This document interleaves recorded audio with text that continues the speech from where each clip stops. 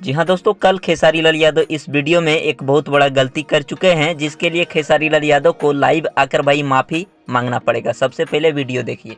और 20 अक्टूबर 2023 को मैं आ रहा हूँ हैदराबाद में। मैं आ रहा हूँ 20 अक्टूबर को महिपाल रेड्डी जी के द्वारा, संदीप भाई के द्वारा। तो ऐसे ही प्यार और आशीर्वाद देते रहिए। Love you all. तो दोस्तों अभी आप लोगों ने देखा खेसारी लाल यादव इस वीडियो में आखिर गलती क्या किए थे। तो आप लोगों को बता दूं, गलती सिर्फ इतना ही खेसारी लाल यादव इस वीडियो में किए थे कि भैया हैदराबाद में आ रहे हैं खेसारी लाल यादव 20 नवंबर को। लेकिन खेसारी लाल यादव 20 नवंबर नहीं बोल रहे हैं भाई, 20 अक्टूबर बोल रहे हैं। बस इतना ही गलती है और ये कोई छोटा मोटा गलती नहीं है, क्योंकि अक्टूबर पार हो चुका है और नवंबर आ गया है भाई। तो 20 अक्टूबर खेसारी लाल यादव को नहीं बोलना चाहिए था और 20 नवंबर को आ रहे हैं खेसारी लाल यादव हैदराबाद के पटनचेरू मैत्री ग्राउंड में।